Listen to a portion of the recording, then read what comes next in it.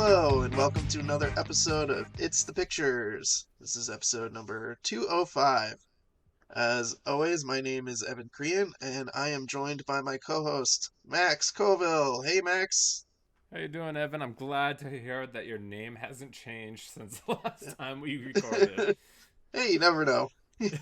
I know changing your name's not the easiest process in the world, but, you know, it can always happen. Keep things interesting. How you doing today? I'm good. I'm good. How about you? Yeah, I'm good. I went to the multiplexes to see the new Tron movie, which I'll be talking about. Ooh. Apparently, I'm one of the few because the movie didn't do very well over the weekend. Um, Oh, yeah? we'll talk about that more certainly when we get into the what you've been watching section. Oh, okay. Yeah, I'm looking forward to hearing about that for sure. Because I think I've been very skeptical of the project since Jared Leto has been attached to it. Hmm. So definitely curious to see how he does. But yeah, well, hanging in there. We actually Max and I got a chance to hang out last weekend. My kiddo's birthday party, so it was good to see him in person. Yeah, it's fun. It's funny here, and we're both Evan and I are in New England, and so like we've had like endless summer or like fake extra summer because Yep. certainly when we got together recently, it was devastatingly hot. Yeah, it was like 80 degrees. I was like, this is so weird to be so hot right now. Yeah, Uh, but yeah. yeah, It's, it it's starts. harvest time, right? It's time to be out with the Hmm. pumpkins. Yep, definitely saw some. Like my kiddo this morning was like, we were walking by some of the grocery stores, like, oh, pumpkins! Like, yep, we got to get pumpkins and carve them this year. Mm-hmm. Looking forward to that. And I know you deck your house out with Halloween decorations. I saw some photos, right? You've already scattered some Halloween decorations across the Yo, house. oh yeah, yeah. We're big in Halloween here, and we have our big 12-foot skeleton outside. No, we just really love the holiday, which is funny, Evan, because I'm like, it's already the 12th of October, and I haven't started watching any horror movies yet. I'm like, normally, like I make it like a point in October that I'm gonna watch like a new classic horror movie that I haven't seen before because Hmm. um, if longtime listeners have been listening to the show for a while, uh, for a long time I was scared shitless of watching horror movies, and I just wasn't really into it. And Hmm. um, I don't know when that changed. Maybe in my like mid 20s, late 20s, but then I started to want to watch like every single classic horror movie, and Hmm. I think I've done a really good job of like finding out like the real like sincere classics, and now I'm just trying to get some extra stuff in there. Well, what I think we did an episode about horror, but for you, Evan, is do you have like a need to watch the classics, or do you just like want to watch whatever's new? I generally go for what's new. Like occasionally I'll dip in and see some classics, but or some, some favorites of mine. Like I'm a really big John Carpenter fan, so I can go back and rewatch his movies a decent amount when I can. But yeah, I generally try to find new stuff, and actually, I think that segues into what I'll talk about in the what we've been watching section later. And I did see a new horror movie the other day, one that came out earlier this year that I hadn't seen and been meaning to catch because a lot of people were talking about it. So yeah, later I'll talk about Weapons, which I got a chance to catch up with. Yeah, I mean, like, I feel like when I was younger, I used to make a very concerted effort to be like, all right, I'm gonna do some horror movies and I'll do the marathons. And, once you have kids and stuff, it's not as easy to do that. So for now, I'm just gonna be playing catch up on things here and there that I didn't see earlier in the year, but not going quite as hard this month into horror movies as I might have in previous years. Yeah, I think like maybe I'll make time for some of the ones that I've always loved and like maybe rewatch them. I know this year in particular is a big anniversary for Rocky Horror Picture Show, and I'm sure Yep. like there there's a fine line of like is that like really horror? But you know, cause I know a lot of people have Hmm. fun when they're watching it and laughing and at a good time. It's a musical, but yeah, I think it's a horror at the end of the day, and um, I've always had a soft spot for that one, and looking forward to putting it on this year too.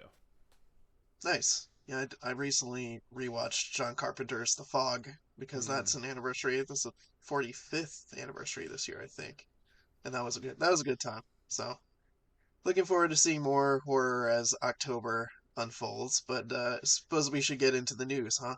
Yeah, absolutely. We have a lot of news to talk about today. Yes, we do. I think the first item on our list is to talk about Diane Keaton, who passed away just yesterday, right? Yeah, yesterday, And as of this recording. as of this recording, yeah, and that was sad. That was kind of surprising news, and yeah, I was pretty bummed about that. It's like, man, another one. We lost another great. And I'll be the first to admit I haven't seen a ton of Diane Keaton's filmography, but I have seen, the Godfather films, and I think she's excellent in those. And in the past year, I caught up with the film Baby Boom, which I had never seen before, and I really thought she was terrific in it, and I really enjoyed it. Have you seen that one, Max? No, that's one that I haven't seen. Oh, it's cute. It's like an 80s comedy. She's like this like high-powered like businesswoman, and I think it's her brother's kid. Like him and his wife pass away or something, and so she has this like 2-year-old kid that is now like her kid that she has to like Hmm. raise. And she has this like idea that she's gonna like move to the country and like buy a house in rural, I want to say Connecticut, but that's probably not right, to like raise this kid, and it's just all kinds of kooky. It's like a kooky comedy, and it's a rom com too. Sam Shepard's in it. He plays a love interest, and at the beginning of the movie, she's dating Harold Ramis, and it's really good. I really enjoyed Baby Boom, so I definitely recommend it. But Max, what are your thoughts on the late great Diane Keaton? Yeah, so I guess I've seen a few more of her films than you have. Going over her filmography, I was like, oh yeah, I've seen like probably two or three of her many collaborations with the director Woody Allen.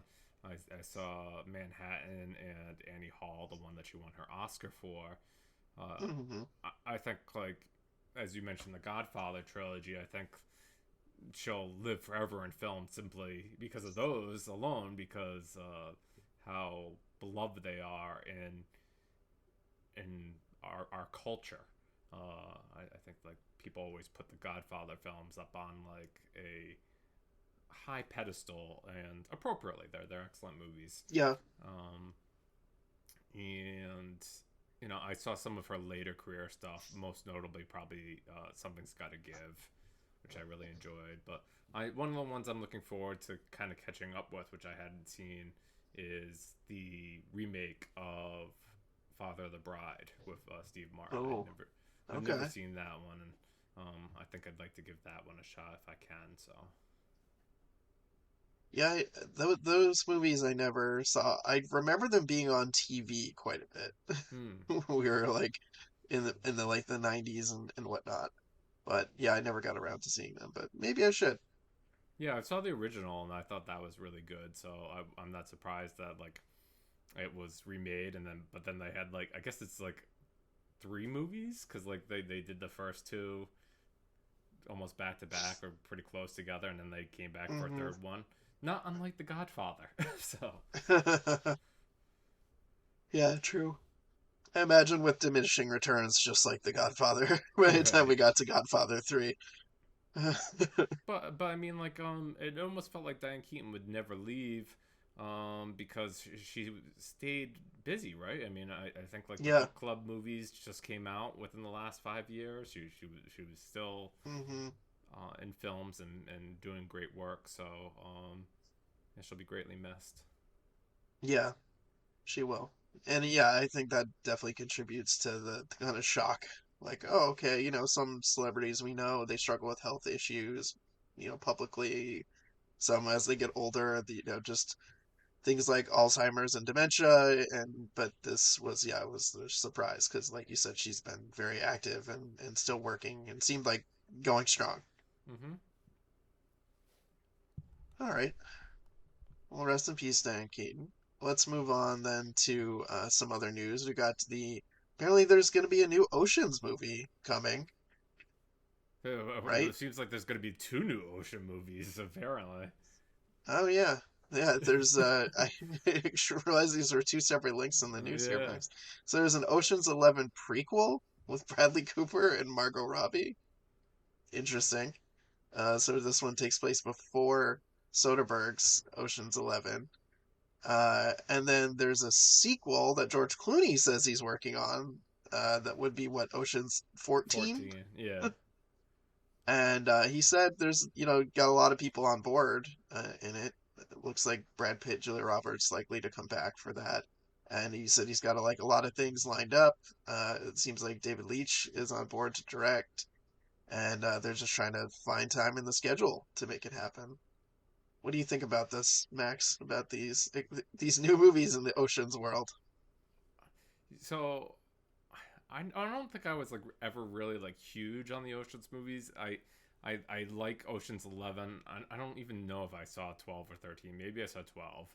And I liked 8, which is one the newer like prequel type movie. It was like the all female cast. Yep. That one was pretty fun. But yeah, I mean they're just a good time. I don't think like I'm gonna look at these and say, oh wow, they're like really good or awful. I think as long as they're like breezy entertainment, that's kind of what I want from an Ocean's movie. Yeah, I hear you. Yeah, I really like the first Ocean's 11. I think it's really solid. It's really snappy and fun, and I love Steven Soderbergh as a director. I think he's great at this kind of heist movie. He's demonstrated that more than a few times. And I remember thinking the other ones were all right, like 12 and 13. They're okay. The kind of breezy, forgettable.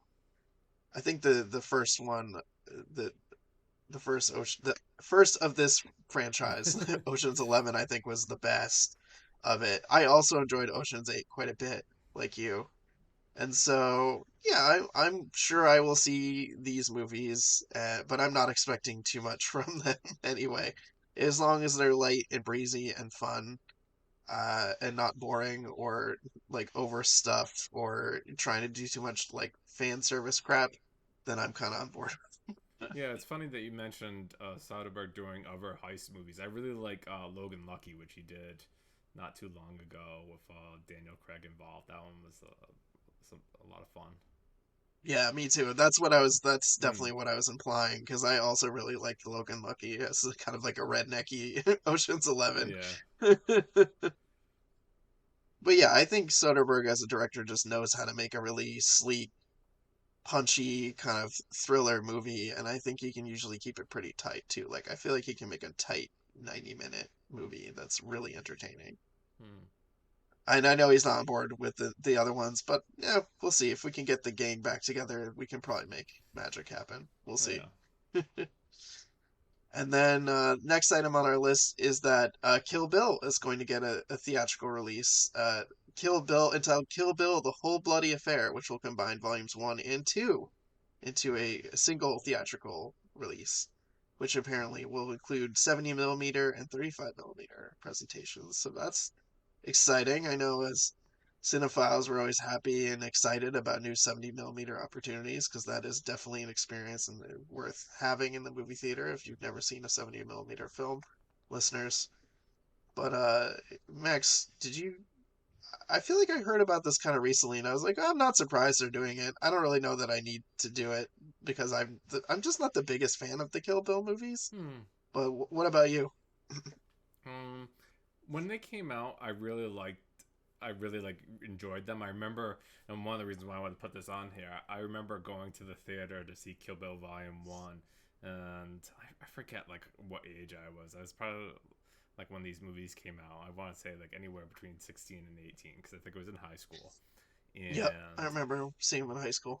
and I was like, I thought it was the coolest shit ever, right? I probably didn't see that many like Tarantino movies up till then, and I was just like, oh, this is bloody. This is like just like really stylized, really cool. Obviously, I wasn't familiar with a lot of the movies that Tarantino kind of pays homage to, where like the what was it the like Five Fingers of Death movies and a lot of those like Hong Kong action movies, Hmm. and so Kill Bill kind of like takes on that life.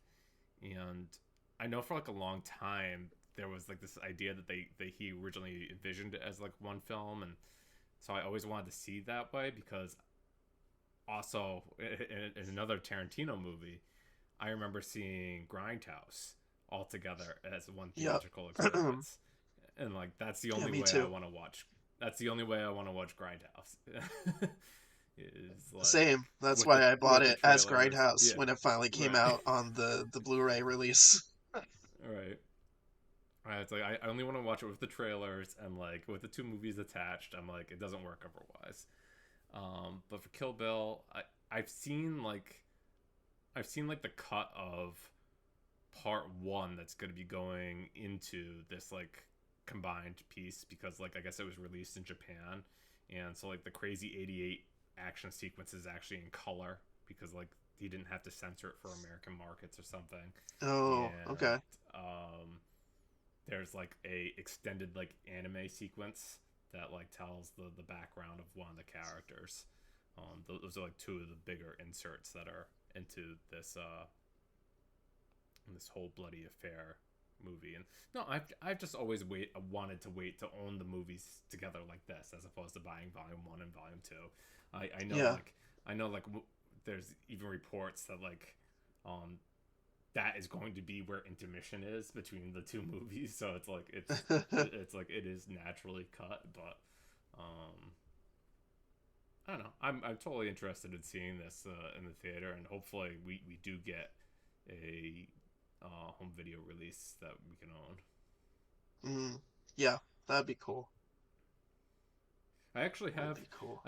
I really I'm underselling it, Evan. I liked Kill Bill so much that I have like a signed movie poster in the basement that I purchased. Oh, nice. I forgot that I had this. Signed It by like Tarantino. I think it has like a lot of the cast, like David Carradine and like Uma Thurman and everything like that. And yeah, I was really big into those movies when they came out. Nice.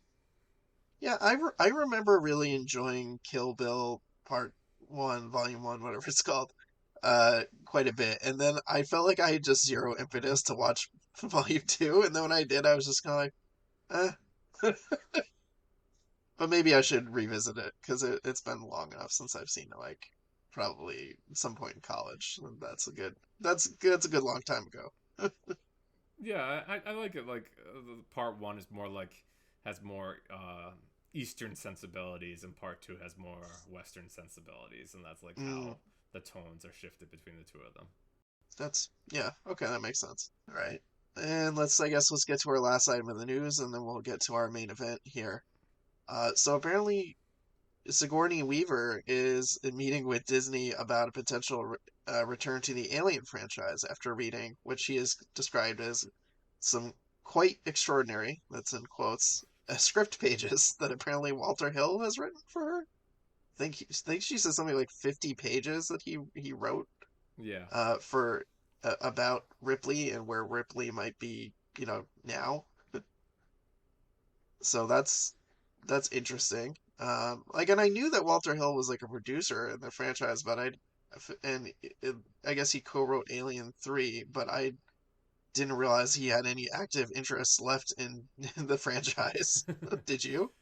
No, I didn't, and I think like all these comments came from New York Comic Con this past weekend. There was, there was a few trailer releases, but a lot of it is like um, advertising projects that are already in the works or like other things. And I guess I don't know what she was there promoting, but I know adjacently that there was a big like Alien Earth panel that ran like an hour and a half, and the show has done very well. I don't know how well Alien Romulus did, but I'm sure like Disney is probably satisfied with the Alien brand right now, and wants to continue to make stuff with it. So um, I I love Sigourney Weaver. I think she's fantastic as Ripley, but like I don't know if I need like the legacy sequel of Alien movies. Yeah, I hear Like that. Like, what are we gonna do? We could pretend that like Alien 3 doesn't exist, and like we can like take the end of Aliens and have them do something else. Yeah, I don't quite know where they where this would all go, because the yeah, the franchise has definitely gotten muddied from various sequels and prequels and things going on. Yeah. I think the one thing that's important that any one of these films should have is like a xenomorph, or I guess in the Prometheus's case, like giant, like like naked beings or whatever. Yeah. All right. Let's get to our main event. So we are here today, and I don't think I mentioned this yet. So we're here to talk about John Candy in this episode. We first we're going to talk about the new documentary that's just debuted about John Candy called John Candy, I Like Me. And we'll talk a little bit about his life. And yeah, and then we'll talk about some of the John Candy films that we're familiar with or maybe rewatched or watched for the first time perhaps in preparation for this. So yeah, so the John Candy documentary is going to be is released on Amazon Prime Video. It debuted Max, was it TIFF It's its debut? Yeah, that was its world premiere. It Yeah, was the so opening night film. yeah, it played at TIFF. It's directed by Colin Hanks. It's about John Candy. It's kind of a combination of some talking head interviews, some clips from some of his most famous roles, as well as home movie footage that people haven't seen before of John Candy. And the interviews kind of cover people he's worked with, so, colleagues, comedians, as well as people from his family who knew him best. So his two children and his wife. And yeah, so I guess to give some kind of like high level points, John Candy was a Canadian actor and comedian. He was born in Toronto in 1950. His big break was that he joined the Second City Comedy Troupe in Toronto, and that was in the early 70s. And he was a cast member on Second City TV, which was a sketch comedy show that they had on the air in Canada. But I don't know if it was also here on the air in US, but it has a very strong cult following. And so he was a cast member and writer from the mid 70s Yeah, to and early and 80s. it's So, funny. It's funny, Evan. Like I didn't know like a lot of these people that he would go on to work with in other movies. He obviously worked with there too, right? Because like Eugene Levy, um, yep. who else? The other, Dan Aykroyd, Bill yeah, Murray, he knows Bill Murray from, the Second City crew. But Dan Aykroyd he met when they were like really early in their career. I didn't realize they had been friends for as long as they had been friends. mm, But yeah, some other people like I was, Rick Moranis, Eugene Levy, um, Catherine O'Hara, who was part of, the Second City TV show as well. And why am I blanking on some of the other people? Oh, so, people that even surprised me, like Andrea Martin. I was like, oh man, I didn't even know Andrea Martin went like way back with John yeah, Candy and all those guys. So yeah, he became famous playing some really iconic characters on SCTV. Some of the ones include Johnny LaRue. He was like a TV host, like a sketchy TV host. There was Dr. Tongue, who was like a bizarre 3D horror auteur. And one of the ones I think they showed all these in the documentary, and this mm. other character, Schmenga, him and Eugene Levy played these brothers who were like a polka band. I think that Mm, was definitely a clear inspiration for his cameo in Home Alone as Gus Valinsky in the yeah, the polka band. But yeah, he became famous through working on that TV show, and they won some Emmys. But he's really started to break out in comedies in film with like the Blues Brothers and Stripes, and Splash, I think in 1984 with Tom Hanks, where he played Tom Hanks's like sleazy brother, really kind of put him on the map. And then he started to kind of expand with like comedies like Spaceballs with Mel Brooks, and a number of other films. He met John Hughes and became very close with John Hughes, and they were talking about this in the documentary. But Macaulay Culkin was being interviewed in relation to Uncle Buck, and he was like, it's weird that people think of like me or Molly Ringwald as people who worked with John Hughes, and he's like, you really should think of John Candy because he was in like 9 things that John Hughes worked on, and I was in like 3, and Molly Ringwald was in like 3, and I never Yeah. thought about it like that, but it's true. They were very close, and I didn't realize how close they were off screen either. The documentary was talking about how they like their families spent time together. Hmm. They were like brothers to each other, and that I didn't realize that apparently John Hughes had written Uncle Buck specifically for John Candy, and so I guess John Candy also had like a strong role in kind of shaping some of the stuff about the character and some of the dialogue. But I mean, there's also like the most iconic collaboration with John Hughes, which is Planes, Trains, and Automobiles, which is the documentary is named from a line Hmm. in Planes, Trains, and Automobiles where John Candy's character Del Griffith says, I like me. My customers like me, and it's a very moving response to Steve Martin's character, who has just torn him a new one about how what an annoying, obnoxious person he is to spend time with, Hmm. and it's a great scene if you've never seen it, but I've seen Planes, Trains, and Automobiles many, many times. It's a family tradition in my family to watch it every year for Thanksgiving. So Yeah. I usually watch Planes, Trains at least once a year. So that's what I thought. I thought Planes, Trains, and Automobiles is the Thanksgiving movie, right? That's Yeah, firmly where it is. yeah, it is firmly a Thanksgiving movie. Yep. Both, in taking place at and around Thanksgiving, but also being a kind of like, inviting friends, new friends to the table and giving them a community and place as well. When the film kind of wraps up at the end, and you find out that he's been on the road and he doesn't have a place to go, and Steve Martin invites him back to his house for Thanksgiving, even though they've, gotten on each other's nerves and they've had quite the adventure. Let's see. So, what Yeah, else here? and then So yeah, from there, Evan, I'll share the load here with you a little bit. He took on some dramatic roles. I didn't know that he was in JFK, but I guess I shouldn't be me that neither. surprised because like JFK had everyone in it. It's like if you're looking for like movies pre Marvel that are like those 5 degrees of separation movies, look at JFK because like it has like everybody in it. Um, Yep. and then like growing up, I always remembered Cool Runnings because that was like definitely a film that I saw and enjoyed in the theaters, and the the the Jamaican bobsled team. Yeah, Um, it is a very iconic film, both as a sports movie and just yeah, we were when we were younger and we I remember seeing that too, and just being a very memorable turn from John Candy because it's not his typical kind of like goofy comedic role. It's definitely more serious and reined in performance of his, but still, mixed with some comedy and dramatic elements. so before we get into like more of a deep dive of some of the films that we watched or that we love about John Candy, Hmm. Evan, what did you a enjoy the documentary? B discover new things about John Candy through the documentary, and I don't know. I guess C is part of A.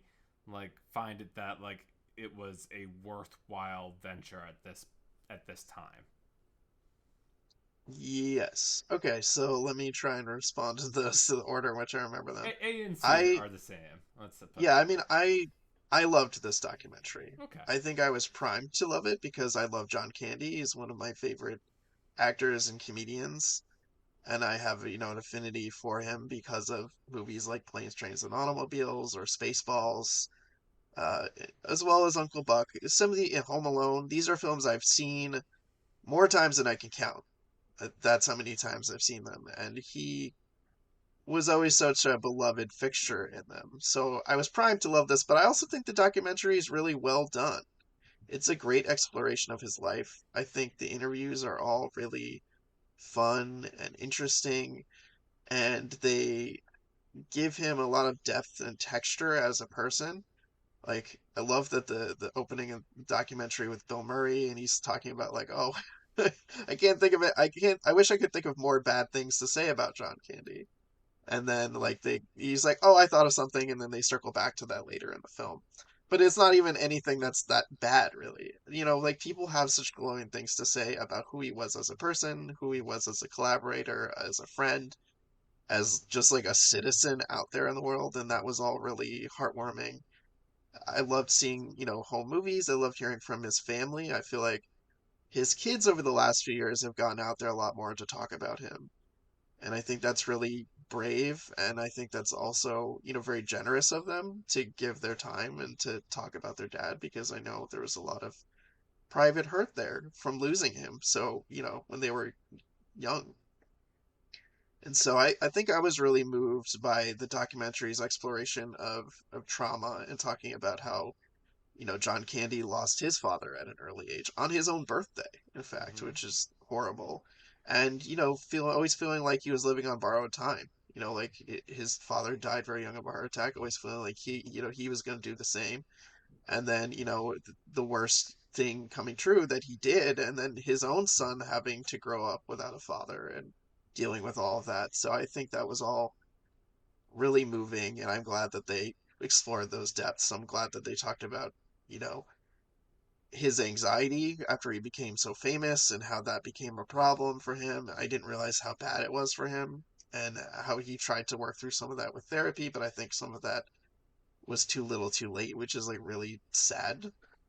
So all that I thought was really interesting and added a lot of texture. Those were all kind of like aspects of him that I didn't know about his private life. And also I didn't know that he co-owned a football team. I thought that was a really fascinating thing to learn about him through this documentary.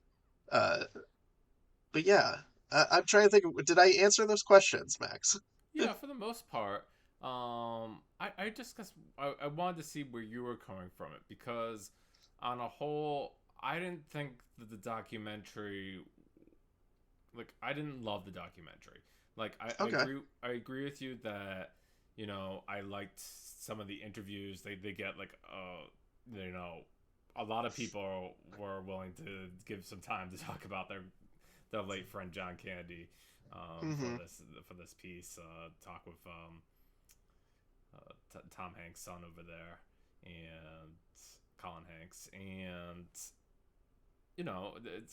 it's nice to see this outpouring of love.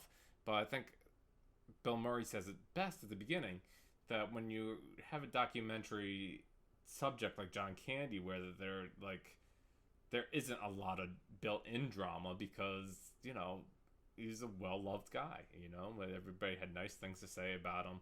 It almost like the documentary has to, like, I wouldn't say manufacture because they were definitely real things that he dealt with, and like you were, I was surprised to find out that um, Candy probably suffered his whole life of this crippling anxiety, or at least this fear of you know his time was going to be short because his father's time was short, or like maybe Mm-hmm.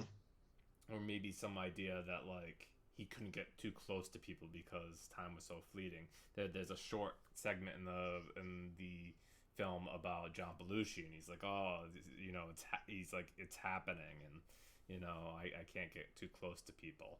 Um, but like I said, I don't know if it really shined anything too new on John Kennedy, and I don't know why now is the time to do this as opposed to any other time. Um, I guess maybe there didn't need to be a time. Maybe they just wanted to talk about their good friend John Candy, Yeah. or Well, I've but heard that Colin Hanks and Ryan Reynolds, who's one of the producers, really just wanted to make this for a while. I think people have just been big fans of John Candy and just I don't know if it just maybe all the pieces finally came together for something that they've wanted to do for a long time. I mean, it's obvious how beloved he is, and so that's a point that the documentary makes over and over again because they say, "Oh, they closed down highways for his funeral, and that's a big deal," and they're like, "He wanted to be Johnny Toronto," and like he certainly was. or he was able to achieve that in some measure. So it's not anything like, I wouldn't say that the movie is bad. I'd just say it is. you know, if you want to spend some more time with John Candy, I don't know. Maybe my argument is, why don't you watch one of these other terrific films that Mr. Candy appeared in throughout his career, and you might have a better time than um, what's in the documentary. Hmm. I think so. I think my critique of the documentary, like if I were to ding it for anything, is that it's a little too long and that it spends, I think, too much time showing clips from his movies and TV appearances and things like that. And I wish it kind of left more of that to the viewer to be able to go out and seek these things. But I do think it adds a lot of really interesting context, like them talking about how his National Lampoon's Vacation was shot and the ending didn't work. And so they needed to shoot a new ending. And John Candy basically stepped in and like helped rescue the ending of the movie.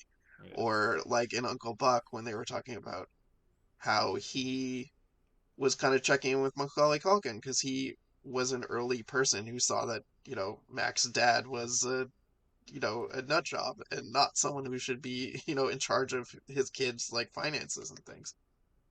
But also how he channeled the kind of father that he always seemed to want into his roles. And so when I was watching Uncle Buck and they were describing that scene where he looks back at the kids in the mirror, I feel like I appreciated his performance even more because I felt like I saw it and I felt what people were talking about. Like it felt very real. It felt like it came from a place of a real sentiment or a real feeling that somebody was having that they were kind of channeling as a character. And Well, Evan, so that's the Evan, kind of stuff I enjoy. I think that's a great segue into talking more about Uncle Buck. I watched it for the first time in honor of this episode, and I know you revisited it as well. So I think the Hmm. film definitely deserves a deeper dive. Sure. Yeah, let's do it. So, listeners, if you're not familiar, Uncle Buck is it's a John Hughes film, and it's about an uncle who has to watch his, nieces and nephew when the kid's mother, her father has like a heart attack, and so her and the husband have to like go like a state. They're living in Illinois now, and I think they have to go back to like Indianapolis to go take care of, kind of like help the dad get, the grandpa get back on his feet. And so, Buck is a not responsible, hard partying, drinking, ne'er do well kind of guy who they have to call on in an emergency. But he really, despite being a little bit unconventional and not really having homemaking skills, kind of rises to the occasion. And that's kind of like the premise. Right, and I mean, well, I think like John Hughes movies have these people that like really go against the grain or like are really rough and tumble because like um they're the real drama of this movie comes from Candy's relationship with his niece, and the niece's name is Tia, and she is unhappy that they had to move away from their family. She, you know, has secret relationships of other young men, and she just doesn't want her family kind of involved. She's kind of like separating teenage angst from her family at the time, and she certainly doesn't believe that she needs her, let's say, estranged uncle to come and watch them for for however long he needs to be there. Hmm. Yeah, I think in the course of the film it's maybe a week or two. I can't remember exactly how long, but yeah. So Max, what are your impressions first time watching Uncle Buck? Yeah, I guess like first was like how like star studded this movie is. um, Yeah. Outside of John Candy, like we mentioned off the top that Macaulay Culkin is here, young Macaulay Culkin, playing his younger sister in this is a young Gabby Hoffman who has Yep. appeared in like Transparent and plenty of other shows. Um, you have Amy Madigan, which was funny. She's in Weapons, so Yep. it was funny seeing her here in Uncle Buck, of course. And then Laurie Metcalf plays this like really kind of kooky neighbor who Yeah. Who's coming on to him, even though yeah he has a girlfriend. She doesn't know that he has a girlfriend, in fairness. Um, his girlfriend's pretty pissed at him, actually, because he's supposed to, like, start working for her at her, like, family's tire business. And she knows he's been, like, looking for an excuse not to do it. And then this happens. And he's like, but I really have to. And she's like, do you really have to? I don't fucking believe you. yeah no I mean a lot of the humor in this movie comes from Candy's kind of unusual parenting style. Yeah. He makes these like humongous pancakes that he like uses like this With the humongous snow grill shovel. for. Yeah. Yeah. That's probably uh, one of the best scenes in the movie is it's Macaulay Culkin's birthday and he's made him a gigantic pancake or he's like flipping it. He made gigantic stack of pancakes for him. yeah, that was pretty crazy. Um, and then all the times that John Candy has to kind of, um, I guess, scare the boyfriend. Right, yeah. Uh his niece's boyfriend, Bug, who's a creep. We find out it's like he's a creep to her and he's like in the process of being a creep to another girl when, John Candy busts through the door at this party looking for his niece. Yeah, that guy's a dick. So, Yeah. but I So think one of my favorite scenes is when he like confronts the principal who's being mean to the younger kid. mhm. He's just like he just chews her out in the best way possible. Yeah, because I guess the scene in particular is like this principal is like calling in whatever parent figure is around, and she's like, "Oh, your niece is a daydreamer, and she'll never amount to anything." And he's like, "Listen here, lady." Yeah, he's like, I don't want to know a 6-year-old who takes her academic career seriously and is not a silly head and a daydreamer. Yeah. Yeah, that's probably one of the more iconic scenes in the film. So I tend to be guilty of this, Evan, and I look up a lot of the critics' kind of opinion on a movie when I watch it, and critical opinion at the time wasn't too strong for Uncle Buck, but I think over the years it's certainly seen. I don't know if reappraisal is a word or just more people seem to appreciate the the level of humor. Mm, yeah, it definitely has kind of a cult following, I would say. In the canon of John Hughes, it's not as like maybe as out there as, some of his like Breakfast Club, 16 Candles, Pretty in Pink, but the people who love Uncle Buck, like me, I would say really love it. And I was glad to revisit it because I feel like I understood a lot more about John Candy's performance and enjoyed it a lot more. I don't know if all the humor still works in it. I mean, I definitely feel like you wouldn't get away with a movie like this nowadays where like he's threatening the boyfriend so much and like tying him up and throwing him in the back of his car and all the stuff that happens. I don't think that really would work, but I still It was a really different enjoyed it. time. Yeah. It was a different time when you could kidnap your shithead your niece's shithead boyfriend who's like assaulting women and probably needs to somebody to straighten him out. do do But you yeah, do you buy like even though like the movie from the get go is set up that the niece is gonna like turn around and like eventually appreciate her uncle. Do you think that like the movie ultimately earns that at the end, or do you think it happens too fast? Because like some part of me is like, yeah, she realizes that her uncle was right, and she's like, I've been a dick the whole time, and maybe I'll be nice now. I think it's earned. I think in the point of like the conversation in the car and like all the times he wasn't like ratting her out or being a jerk, even though he could have been. And then Mm-hmm. ultimately, yeah, when he kidnaps the boyfriend Right.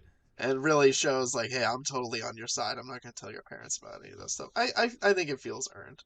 It was, I don't know. It worked for me, but what about you? No, I mean like I enjoyed the movie. I don't I like some of the John Hughes movies that you mentioned. Um, I'd probably put I'd keep ahead of this for sure. You know, like whether it be Breakfast Club or 16 Candles or I guess like Christmas Vacation, Home Alone, stuff like that. But I did like discovering this movie and seeing a movie where John Candy was really front and center. So Mm-hmm. many of the roles that I'm familiar with him outside of Planes, Trains, and Automobiles is where he's kind of playing second fiddle, and Mm-hmm. this is a big leading man role for John Candy. So Yeah, it is. I also, watching this, was reminded of why Macaulay Culkin became such a star as a child actor because he's like really going toe to toe with John Candy in those scenes. He's like really like a firecracker kind of performance in this, and you can kind of see like, okay, this kid's got something. mm-hmm. Like he's a kid, but he's very talented, especially in the that iconic scene where he's firing all the questions at him. Yeah. There's that great back and forth, and it's just like, okay, yeah, you can see why Macaulay Culkin became famous. All right. Evan, what other movies of John Candy's did you really want to point out during our time here? Uh, well, there's Planes, Trains, and Automobiles, which is a classic Thanksgiving film, and how could I not talk about it? The documentary literally pulls its name from it. But always loved it. Always thought he was really terrific in it. Listeners, if you don't know it, it's about two guys who are traveling around Thanksgiving and dealing with all of the flight cancellations and various different, weather related hazards and things that happen. And you've got Steve Martin, who's a really uptight business guy who is like kind of ready to snap. He's not a very patient guy. And then you have Del Griffith, who's played by John Candy, who is like he's annoying. He's really annoying, but he means well and he has a good heart. And so they're stuck traveling together, and there's lots of hijinks and situations where they're just like at each other. And yeah, I mean, it's a really terrific performance from John Candy. There's a lot of really memorable lines and goofy scenes. I think, one of my favorite moments in the film is when they end up sleeping in a hotel bed together and then they end up wake up in the morning cuddling, not realizing that they're cuddling. He's like, "Why'd you just kiss my ear? Why are you holding my hand? Where's your other hand? Between two pillows? Those aren't pillows!" And they both jump up. It's just there's so many great moments in it, but that one is like great. Now, Evan, this Planes, Trains, and Automobiles wasn't immediate for me. When I first watched it, I don't know. I tend to do well with cringe comedy. I like The Office. Um, hey, I really enjoy. I think you should leave. If you the Netflix comedy series, or even what's his name, the rehearsal guy, Nathan Fielder. So I like Oh yeah. cringe comedy, Hmm. but something about this movie at when I watched it for the first time, I was just like, I don't know. I could relate to Steve Martin and be like, how could this guy be so obnoxious? Yep. I think that's what works about it. I mean, Steve Martin was talking about this in the documentary. He's like, I just had to like be annoyed, but he had to play annoying, and he was so good at it. He's so good at playing annoying. Mm-hmm. But yeah, it's a favorite. I watch it once a year at least. I don't think I've watched it twice, but at least once a year. I feel like I haven't done my duty if I haven't watched it at least Yeah, once. I well, mean, there's also not a lot of Thanksgiving movies out there, so this movie yeah. I is think we kind of did. like a rare category. Yeah, I think we did Thanksgiving movies one time, and I was like, I like Fantastic Mr. Fox for Thanksgiving just because the vibe it gives, but like it's not necessarily a Thanksgiving movie. Hmm. Yeah. But like, no, I think like I remember.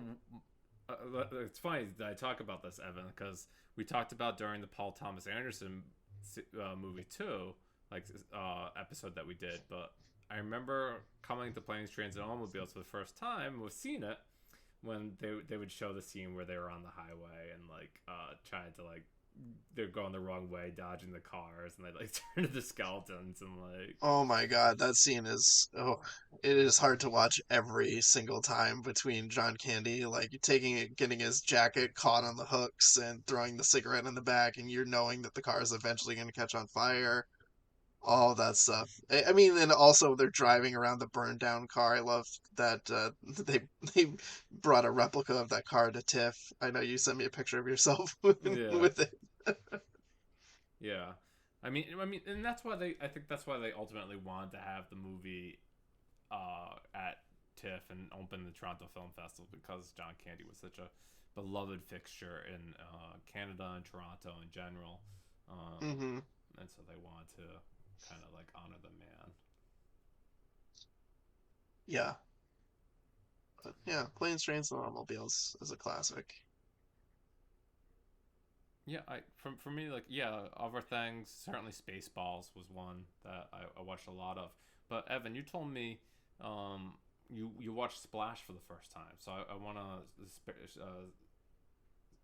spend some time on Yeah, that too. yeah, I did. I mean, I guess I wasn't sure what to expect with it. I knew that John Candy was in it. I guess I thought he was going to be in it more based on the Mm-hmm. amount that people talked about him, his performance being memorable in it. And he's definitely memorable in the scenes. He's definitely a scene stealer when he shows up because he's such a large, his character's such a large personality. Mm-hmm. And he's a perv. And like, you meet his character when they're kids, and he's like dropping coins on the ground and looking up women's skirts, and then they cut to him as like an adult doing that same trick, and you're like, oh my God. Yeah, so Splash And is the movie with Tom Hanks and Daryl Hannah, right? yes, yeah, it's Tom Hanks, and Daryl Hannah plays a mermaid that he falls in love with, that he doesn't know is a mermaid at first. They have to get around to that later in the movie when he finds out that she's a mermaid. But yeah, he's John Candy plays his brother in the film, and they own like this fruit and vegetable business. They're like, I Mm. don't know, they're like distributors, and they work with like grocery stores. And John Candy's character is like a mess. He's like, going on benders and like not showing up to work. He seems to have no idea what's going on, but he's like going out and getting drunk and like getting them business for things. He shows up, he's like, I made it into the penthouse for him, everybody. He's got like stacks of penthouse that he's handing out to everybody in the at work. So yeah, I mean, I guess I expect him to be in this more given how much people talked about him, but I understand why he was kind of memorable because he is a scene stealer, and he does give Tom Hanks's character a very necessary kind of come to Jesus conversation Mm. when he's like, I don't know, I don't know what I'm doing. He's like doing the typical guy, like I'm not gonna commit. I don't want to say I love her, and he's like, you're an idiot, basically. He's like, you're dumb. Like you're clearly in love with this girl. Like I've never seen you happier, and like people don't get this. I'm never gonna get this. Like he very clearly recognizes that about himself. He's not gonna be the kind of guy that falls in love and has this type of incredible relationship. And so, yeah, I thought he was really terrific. Overall, I thought the movie was cute and Mm. fun.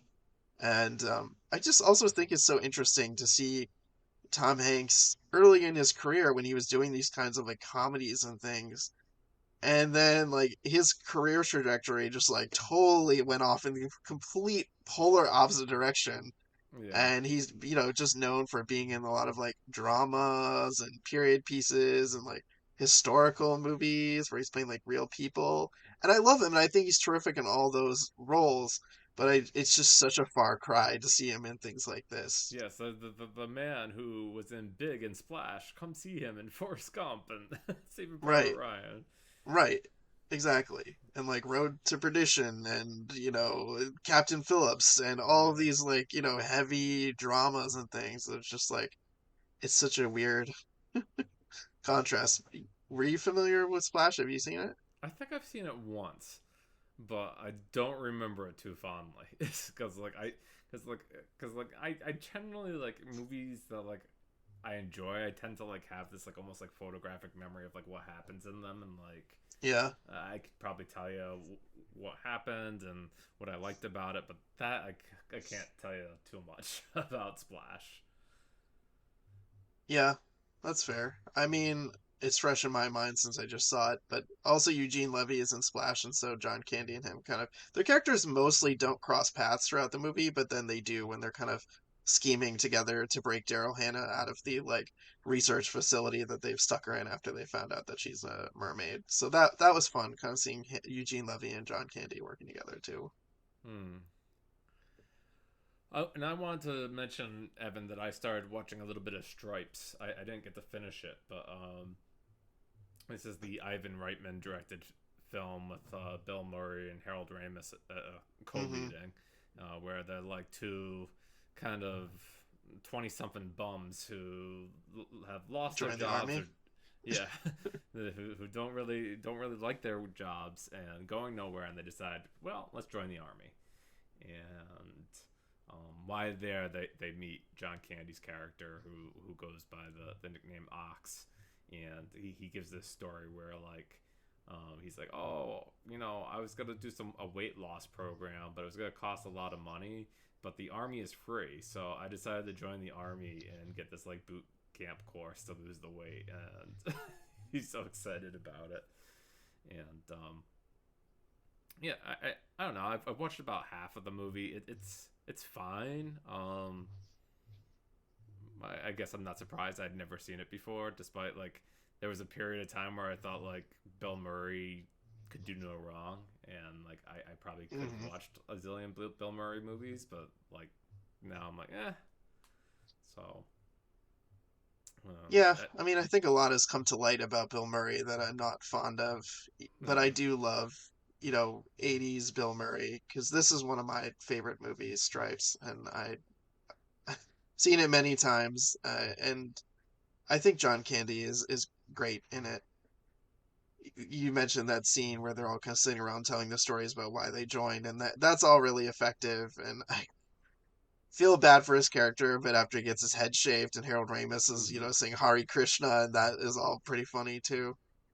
But yeah, he's one of those like he's a side character that really stands out because John Candy imbues a lot of charisma into the character and makes him more memorable than he would be if he was played by, I don't know, another actor.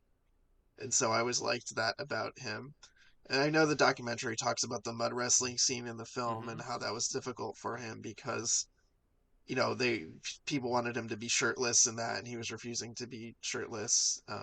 Because he was a big guy, and there was his weight was a point of contention with a lot of people.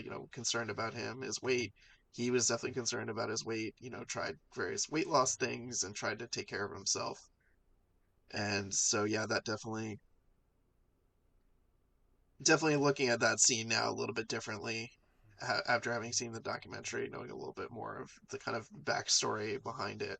Yeah, and it's too bad, like, because the documentary goes into in depth and says, like, John Candy wanted to kind of make himself healthier, and like he was hearing from producers and potential jobs that like, oh no, you can't lose weight, you're a fat man, and it would have been the death of his career. So like he couldn't lose weight, and we've kind of seen some of that in this modern era. I use like the actor like Jonah Hill, for example. Like Jonah Hmm. Hill, I haven't either. It's his opinion not to be in a lot of movies since he's lost so much weight or what have you. But I know that like since his weight loss, maybe fewer roles have come along for him as opposed to like you know when he was big in 21 Jump Street and what have you. So Right.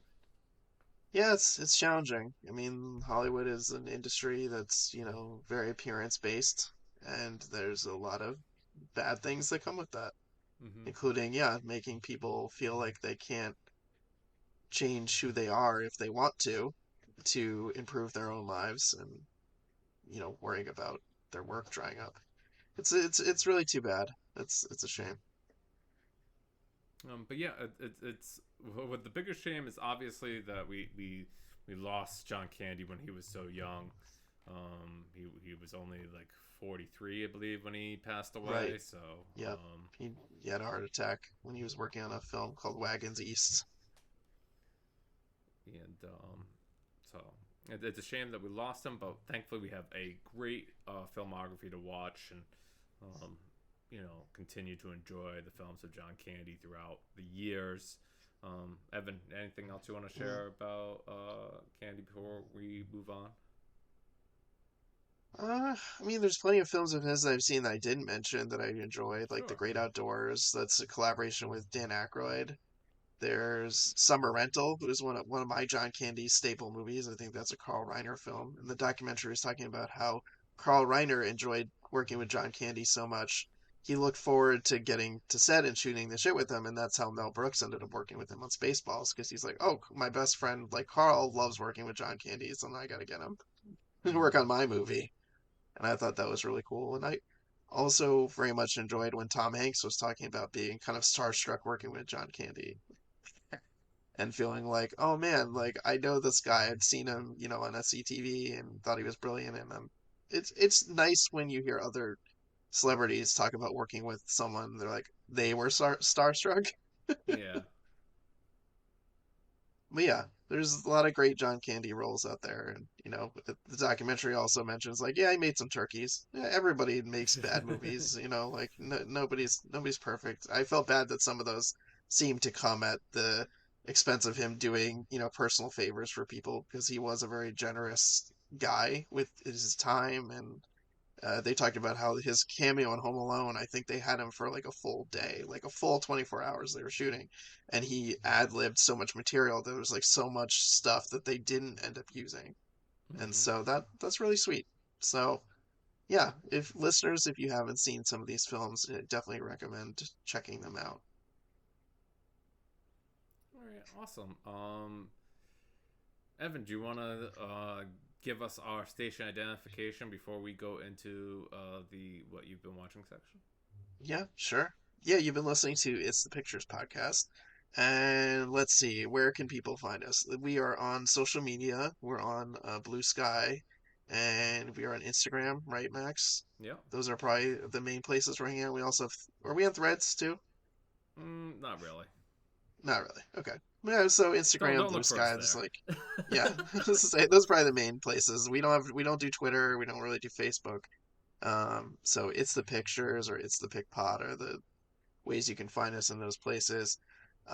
There's also a really amazing newsletter that Max puts out that is more than just the stuff we're talking about here. There's a lot of really great articles and interviews and features that Max is doing, and that's it's the pictures.substack.com. Am I remembering that correctly?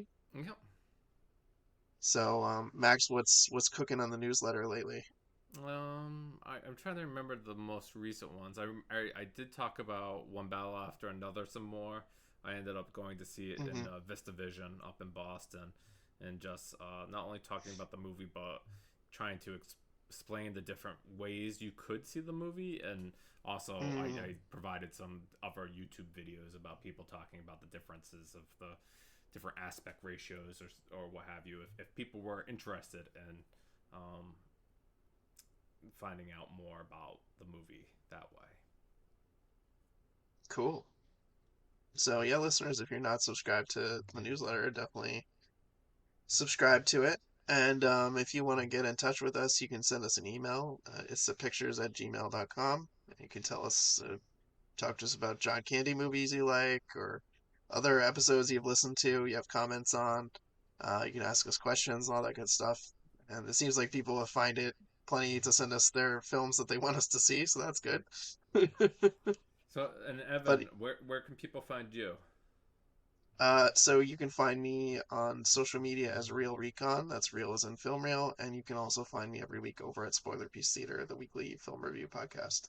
Where can people find you, Max? Yeah, people can find me mostly on Blue Sky at Max Colville or just search Max Colville.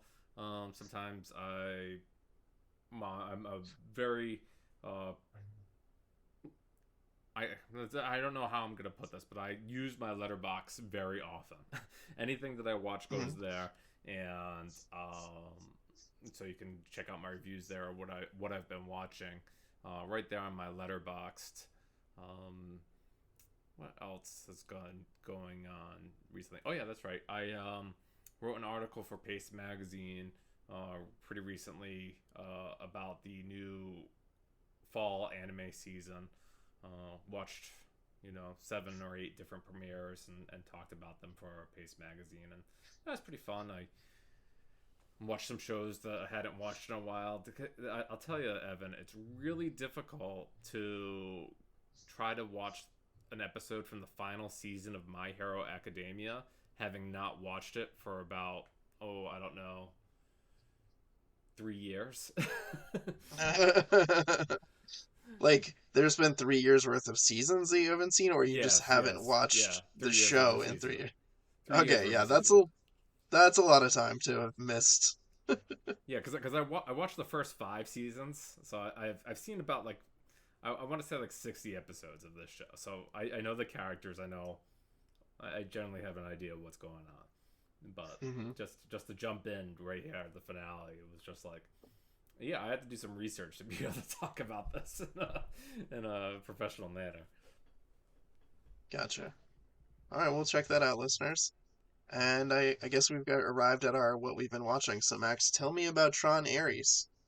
Yeah, so before Tron Ares, I had purchased the new 4K restorations, re-releases of Tron and Tron Legacy from Disney. They did it in order to either pump up the movie. Yeah, that's why they did it. Yeah, let's be honest. Um, and I only had the opportunity to watch Tron because I ran out of time with Legacy and really want to like blast the soundtrack because I love the Daft Punk score. That's But great. yeah, Tron looks great. They did a great job of the restoration. Um, the movie is still pretty ridiculous. I kind of, which I'll get to shortly, with why I like Tron Ares, and it seems like I'm one of the few, is because like I think these movies kind of operate in like a kind of tech fantasy world where um programs are helpful and Hmm. um, people can jump in and out of computers, which is kind of ridiculous on the whole. Yeah. Um, so you kind of gotta be there for that. I know, like in the original Tron, they kind of get out the idea of Tron is that this guy who is the leader of a company um, has a evil program that's kind of like supposed to take over everything. Hmm. And The master computer. yeah, and all Jeff Bridges' Flynn character wants to do is break into the system and find his old video games because he's the one who actually did the coding for them, and this other guy Hmm. kind of stole his ideas. So he's the one he should the one who should be rich and the CEO of the company. So that's why he kind of gets involved. In the second one, Tron Legacy, you have Jeff Bridges kind of like in the computer world. He decides that that's where he's going to Hmm. live and like leave his family behind, and his son kind of like locates him and Yeah. goes into the computer world, and there he meets a program that he kind of falls in love with, played by Olivia Wilde, and I guess like that movie ultimately ends where him and Olivia Wilde like escape the computer and like go live together somewhere. Which doesn't make sense at all when you get to Tron Ares, because Tron Ares it starts off with like the grandson of the evil guy, and from the first movie, and he has made this like ultimate AI that's like super evil and can do whatever. Played by Jared Leto. Appropriately, he's playing Hmm. an AI because that's probably the range he has. And um, he this evil CEO has this idea where he wants to take things from the digital world and bring them to the real world. But unfortunately, there's this like MacGuffin called the permanence code, where only these things can only exist for 29 minutes, and then Hmm. they Okay. disintegrate. And so like there's like this race to trying to find the permanence code, and you know then your mind goes, wait, how did Olivia Wilde's character maybe live after the second movie, and now they're looking for the code. So who Hmm. knows? Yeah, that's um, weird.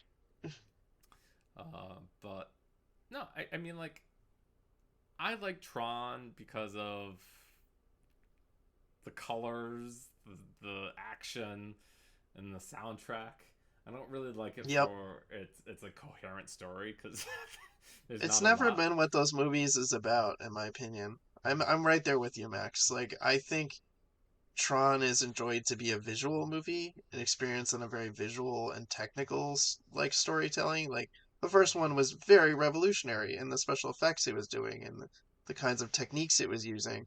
And it's yeah, it's cool to look at and it's fun to be there but not known for its story. And I feel like it's the same thing with the second one. It's like great visuals, really fun music, but yeah, also not the most well thought out story. So I'm right there with you. I think the movies, to grade them and be like, this is a bad story, it's like, well, that's not really, this franchise is not just like out to tell like amazing stories. At least that's Right. my opinion. Yeah, and I guess like I'm right there with you, Evan, with the unfortunateness of like Jared Leto being involved, and unfortunately, like you learn why I was investigating this movie, and I might talk about it more in the newsletter. Is like the only reason why Ares eventually crossed the finish line, got made, is because like Jared Leto was an executive producer of it, and he was such a hardcore fan of the original Tron movies, and like he kind of was like the shepherd that kind of put it to the finish I line. see. Yep. And you know maybe we don't have Tron Ares at all without Jared Leto, and it's like I don't know. I just kind of pretend that Greta Lee is the lead when I watch it because she's like the other protagonist. Hmm. I like Riley. She's great. So which soundtrack do you like better? Do you like Nine Inch Nails or do you like Daft Punk? I think the Nine Inch Nails one is still growing on me. Like the Daft Punk one is like so embedded with me, and like I love it so much. Hmm. But I love both bands too. Like I have a bunch of Daft Same. Punk albums, and I just saw Nine Inch Nails in concert like a month or two ago. So definitely love both bands, and I was joking with my wife about like going to see Tron Ares in theaters. I was like, I'm gonna go to like the Dolby Atmos theater and put a blindfold on just so I can hear it with the Dolby Atmos and not necessarily have to see like a Jared Leto movie. But um, no, I mean I liked it fine. And if the Jared Leto of it doesn't really like ultimately turn you off fully, then like it's worth a watch. You'll be entertained. Just try to turn the sound system up loud and go with the Hmm. flow. Okay. Yeah, I don't think you've dissuaded me from seeing it. I probably will at some point, but I don't know if I'm rushing to see Mm-hmm. it. So, And yeah, then I'm sure I'll check it out. you watched the horror movie that did a great business outside that wasn't named Sinners, right? Right, yeah, Weapons. Yeah, I was glad to finally catch up with that one because I just so many people I know saw it early in the year, like, oh, it's so good. And I agree. I think Weapons is really good. It really creeped me out, though. I'm gonna be honest. It is super, super duper creepy. Lots of like really terrifying dream sequences and ratcheting up of tension. The premise, listeners, is that There's a class of children, and every child in the class but one goes missing. All of them just mysteriously leave their homes in the middle of the night and go running out into God knows where. And it's almost a month has gone by, and everyone in the town has no clue what happened, no sign of the children. There's angry parents. Julia Garner plays the teacher of the class where everyone missing. Everyone thinks that she's a witch or she did something. It's all her fault. Or everyone thinks Alex, the kid who didn't go into into the ether, they think he did had something to do with it. And yeah, there's like angry parents like Josh Brolin is in it. You have Benedict Wong is playing the Principal. principal at the school, who's very much on Julia Garner's side, but also getting frustrated with her doing some stuff that's not really ethical. And there's Amy Madigan, as you mentioned. Max is in it, and I don't really want to give too much away about this because I think it's good to go in with as little as possible. But yeah, Amy Madigan, great. Julie Garner, great. Josh Brolin, I feel like this is like one of the parts he was like born to play. Just, I don't know, it just felt like it was so him. And Alden Ehrenreich's in this. He's all right. I'm not the biggest fan of his. And Benedict Wong, also terrific. And this guy Austin Abrams, I've seen him in a bunch of stuff. He is playing a part that I'm not surprised to see him play. He usually plays kind of a not savory dude. But yeah, I was really about this. I was locked into it. I was glued to the screen. I found it very unsettling, very tense, and the tension just kept ratcheting and ratcheting and ratcheting until it all kind of, gives way in the climax. Did you see See, this one? yeah, I saw it in the theaters. I really liked Barbarian, so I was excited to see um, what would happen with this one, and I just kind of wanted to see it before I was spoiled. I did want to Mm-hmm. ask you, Evan, like a lot of people kind of like mentioned, Paul Thomas Anderson, like we recently talked about, and like kind of like Magnolia, where like it follows all these different side stories. One of the questions I had for you, do you think it was effective that like he re-shows sequences from like other angles to see like what what that person saw of the event, or did you feel like that was kind of redundant? No, I thought that was actually really well done. I liked that they showed the different things unfolding from the various characters' perspectives and how the segments between them often like kind of bled into each other. Where like we're seeing it from one, it drops from one person and picks up with the next person in ways. So I don't think that technique is always done very well, but I did think it was done particularly well here. I was on board with the let's show this same story from different people's perspectives and see how they're, viewing this from different angles. And certainly not the shift that 28 years later did in its finale, which is feels like a total shift. Weapons kind of goes for a kind of shock comedy horror kind of ending, which I know some people were a little bit wary of. Did it work for you? I without like going into what it was, but Yeah, yeah, it worked for me. I didn't have any problems with the ending. I know I kind of like some way that I um kind of process horror sometimes is that I laugh inappropriately. So like I think like that kind of juxtaposition kind of works because it's just like what the hell am I watching, and you feel like you just have to Yeah, laugh because there's nothing else you can do. yeah, totally. Yeah, I can appreciate that. Good. Oh, good. I'm glad you liked it, and Yeah, we'll see if we watch any more horror movies. We can report back. I don't think we'll do a horror movie feature for the next one, even though it's October. I think we'll find another great topic for everybody. yeah, for sure.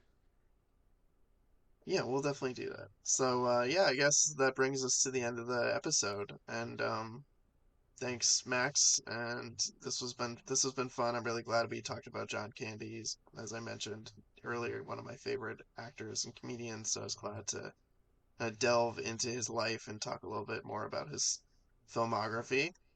And yeah, listeners, we'll see you in the next episode. All right, thanks everybody.